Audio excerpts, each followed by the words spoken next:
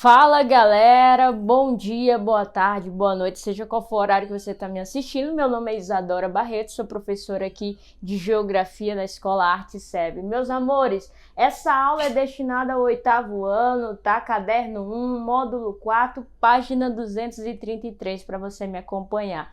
Lembra da nossa última aula? Eu falei sobre o quê? Falei sobre pirâmide etária, né? Terminei a aula lá comparando a pirâmide etária tanto da Itália com a do Canadá. A gente falou sobre crescimento vegetativo. Lembra o que é crescimento vegetativo? Vamos ver se você se lembra. Tá, mas dá um pause agora. Olha o óculos novo da tia.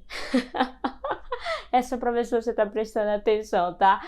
Veja só. Crescimento vegetativo, meu querido, é a diferença, tá? Vice é a diferença entre natalidade e mortalidade. Eu disse para você não esquecer que natalidade lembra a Natal, Natal de Cristo, né? Nascimento, natalidade é exatamente isso, nascimento. Mortalidade está bem claro, né? Morte. Então, crescimento vegetativo é a diferença tanto entre natalidade como essa diferença entre natalidade e mortalidade, tá bom?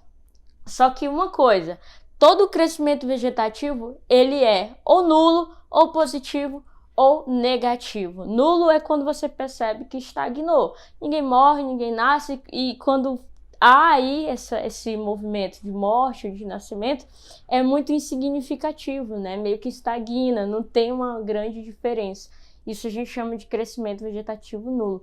Quando é negativo, é quando há mais morte do que nascimento, e ao contrário, ele é positivo, ou seja, tem mais nascimentos do que morte. Pessoal, natalidade nasce, mortalidade morre, e crescimento vegetativo é a diferença entre esses dois. Fluxo migratório é o nosso assunto de hoje, também desemprego. Eu trouxe aqui 3 tipos de desemprego.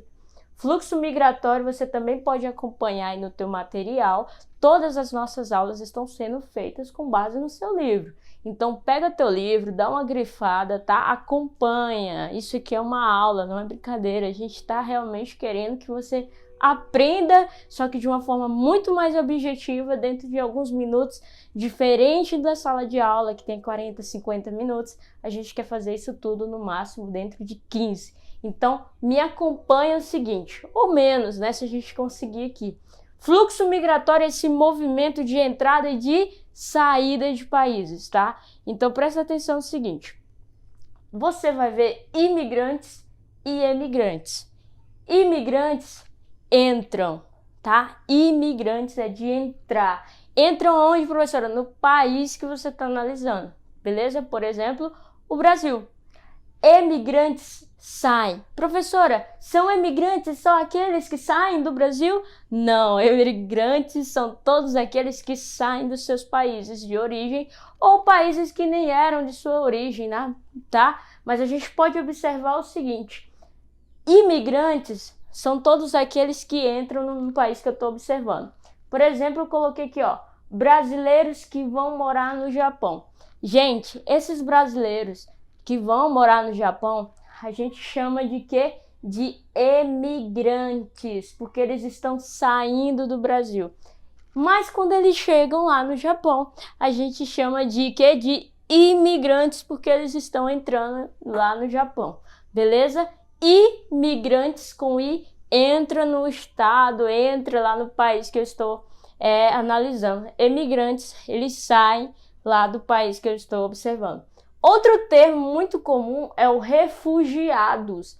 E aí eu coloquei aqui, ó, refugiados estão em situação de fuga, tá? Estão em situação de fuga. Isso significa o quê? Significa que ele é um emigrante ou um imigrante, tá? Ele saiu do seu país, entrou em outro, mas a situação não é simplesmente porque ele quis morar em outro país, não é simplesmente porque ele quis sair de lá da sua nacionalidade, do seu país de origem. Ele, na verdade, está fugindo de uma crise econômica, ele está fugindo de uma guerra civil, entendeu? Então ele sai, como por exemplo aqui lá na Venezuela. O que aconteceu na Venezuela? o país entrou em crise econômica, principalmente, né, uma verdadeira guerra civil, e as pessoas vieram morar aonde? No Brasil. Então se refugiaram aqui, né? Você provavelmente, apesar de não estar saindo de casa, quando você saía, ou se você oportunamente saiu para ir no supermercado, talvez você tenha visto um venezuelano lá na rua pedindo ajuda, pedindo um valor financeiro, alguma ajuda, porque essa situação deles, infelizmente, eles chegam aqui, pedem acolhimento, né? O poder público, na maior parte das vezes, acolhe, alguns não, e acabam eles em situações de rua ou em abrigo, só que sem dinheiro, né, pessoal? Então, por isso que é comum a gente ver pessoas pedindo dinheiro lá na rua. O que acontece aqui em torno disso, né? O que acontece que é problemático? Uma coisa chamada xenofobia. Eu já falei isso na aula passada e vou falar de novo. Xenofobia, pessoal, é quando alguém entra em um país como imigrante, beleza? Com a cultura diferente, com a nacionalidade diferente, e ela é recebida pelo outro com um certo receio, pelas pessoas que moram no país.